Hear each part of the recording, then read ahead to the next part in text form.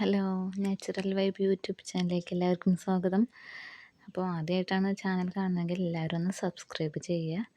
ഇന്ന് നമ്മൾ 4ാം ക്ലാസ്സിലെ EVSൻ്റെ മോഡൽ ക്വസ്റ്റ്യൻ പേപ്പറാണ് ഇവിടെ ആൻസർ ചെയ്യാൻ പോണത്. നമുക്ക് ഒന്നാമത്തെ ക്വസ്റ്റ്യൻ നോക്കാം. Activity 1 different types of plants കൊടുത്തിട്ടുണ്ട്.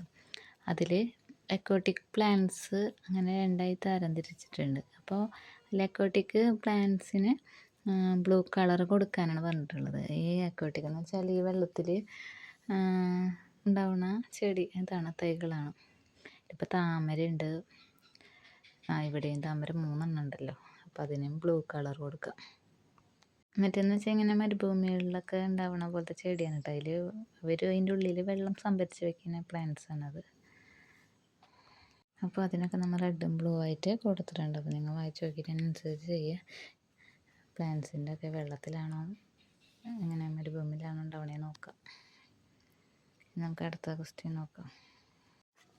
അടുത്ത question, fishes save a body shape suitable for moving in water. ഈ ഫിഷുകൾക്ക് വെള്ളത്തിൽ ചലിക്കാനുള്ള ഏതൊക്കെയാണ് നല്ലതെന്നാണ് ചോദിക്കുന്നത്. അതിൽ കറക്റ്റായിട്ടുള്ള സെലക്ട് ചെയ്യാനാണ് പറയുന്നത്. Shape of fish, tail fin, gill colour, sea water, river water, slippery body, fins. അപ്പോൾ ഇതിൽ വരുന്നത് ബി ആണ് കേട്ടോ. ബി എന്ന് വെച്ചാൽ രണ്ടെണ്ണുള്ളത് മുകളിലത്തെ ഷേപ്പ് ഓഫ് ഫിഷ് ടെയിലും ലാസ്റ്റ് സ്ലിപ്പറി ബോഡി ഫിൻസും. അതാണ് ആൻസർ വരുന്നത്. 1ഉം 4ഉം ആണ്. അപ്പോൾ ഇത് ബി ഓപ്ഷനാണ് ശരി. അപ്പോൾ ഇതിൽ ഈ ബോക്സിൽ ബി എന്നുള്ള ഓപ്ഷൻ നമ്മൾ തിരഞ്ഞെടുത്ത് എഴുതി വയ്ക്കുക. 1ഉം 4ഉം ആണ് ശരി. അതാണ് ബിയുടെ ഓപ്ഷൻ. ഇനി അടുത്ത ക്വസ്റ്റ്യൻ നോക്കാം. ഇനി അതിൽ ബോക്സിൽ ബി എന്ന് എഴുതാം. അടുത്തതും ബി ആണ്. പിന്നെ ക്യാമലിൻ്റെ പ്രത്യേകതകൾ: hump, thick coat, long legs, fish in the body shape, fin, tail fin, slippery, nature of fish. ഈ പിക്ചറിൽ ഒന്ന് ഒബ്സർവ് ചെയ്ത് നോക്കിയിട്ട് ഇതിൻ്റെ ഹാർംഫുൾ എഫക്റ്റാണ് ചോദിക്കുന്നത്. അപ്പോൾ സോയിൽ പൊല്യൂഷനിൽ വരുന്നതാണ് over use of chemical fertiliser, use of plastic, electronic waste. അടുത്തതിൽ വരുന്നതാണ് വാട്ടർ പൊല്യൂഷനിൽ വരുന്നതാണ് destroy organisms, destroy the plants, lack of rain, increase heat. ചൂട് കൂടാൻ എല്ലാത്തിനും നമുക്ക് കാരണമാകും. Next, select from the following the most suitable slogan for the protection of ecosystem.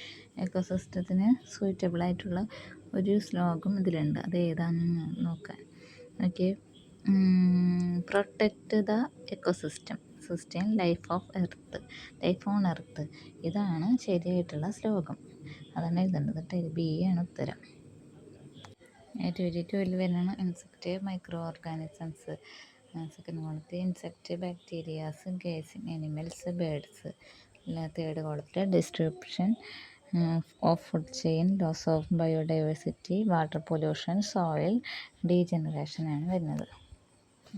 ഏതൊക്കെ പൊല്യൂഷനാണത്? ഇത് ഫസ്റ്റത്തെ എയർ പൊല്യൂഷൻ, സെക്കൻഡ് വാട്ടർ പൊല്യൂഷനാണ്. ഇൻഡിപെൻഡൻ്റ് ഇന്ത്യ, ഇതിലത്തെ ക്വസ്റ്റ്യൻ എന്ന് വെച്ചാൽ ബ്രിട്ടീഷുകാർ ഇന്ത്യയിൽ വന്നിട്ടുള്ള അതിനെ ആസ്പദമാക്കിയിട്ടുള്ള ക്വസ്റ്റ്യനാണ്. നന്നായി ഇത് വായിക്കുക പാരഗ്രാഫ്.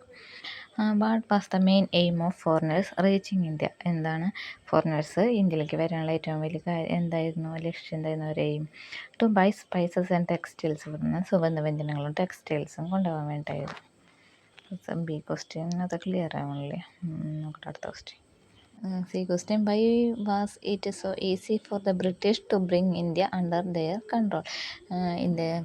ബ്രിട്ടീഷുകാരുടെ അധീനതയിലാക്കാൻ എങ്ങനെയാണ് പെട്ടെന്ന് കഴിഞ്ഞതെന്ന്. Why various regions of India were ruled by local rulers.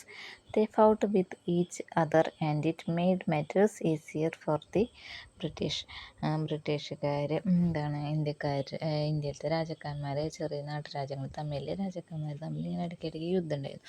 അപ്പോൾ ഓരോരുത്തർ സൈഡിൽ നിന്നിട്ടാണ് ബ്രിട്ടീഷുകാർ ഇന്ത്യയിൽ ആധിപത്യം സ്ഥാപിച്ചത് ആ ഒരു ഗ്യാപ്പിൽ. പിന്നെ for how long was India under the control of ബ്രിട്ടീഷുകാരെ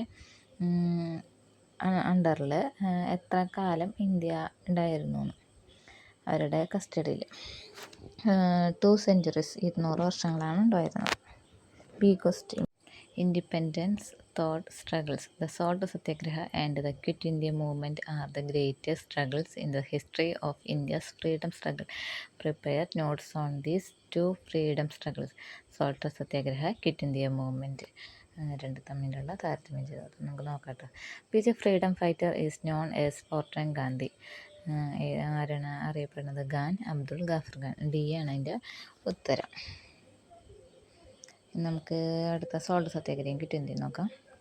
ക്വിറ്റ് ഇന്ത്യ മൂവ്മെൻറ്റിന് ആദ്യം നോക്കാൻ വേണ്ടി quit India movement was a big movement lead by Mahatma Gandhi in 1942. He asked the British to leave India and give freedom to Indians.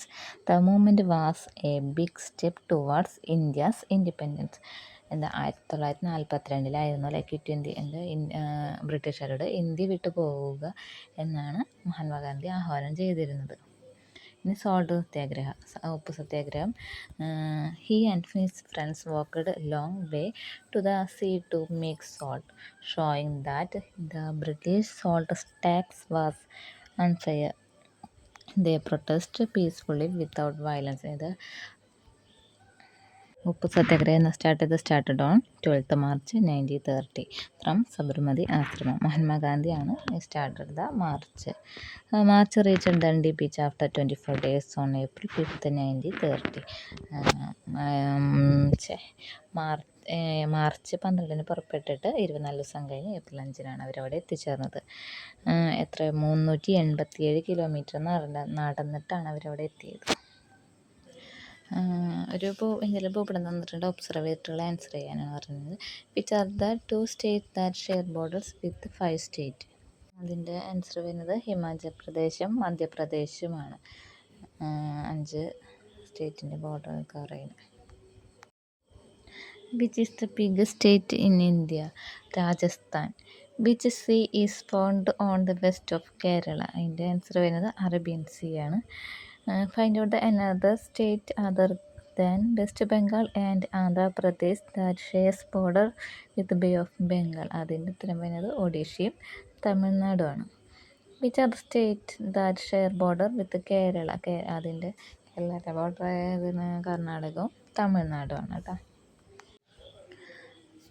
Flies high, has pointed claw and sharp beak. അത് ഈഗിളാണ്. Has black colour crow ആണ്. Has small body വരുന്നത് king ഫിഷറാണ്. Is of medium സൈസിൻ്റെ വരുന്നത് നമ്മുടെ last wood പെക്കറാണ്. അതിൻ്റെ ഉത്തരം. Which is the bird that hunts prey in places where there is water? അതിൻ്റെ ഉത്തരം എന്താ? നീണ്ടതുള്ള വെള്ളത്തിൽ നിന്ന് പിടിക്കുന്ന ആരാണ്? ക്രെയിനാണ് അല്ലേ. ഉത്തരം സി ആണ്.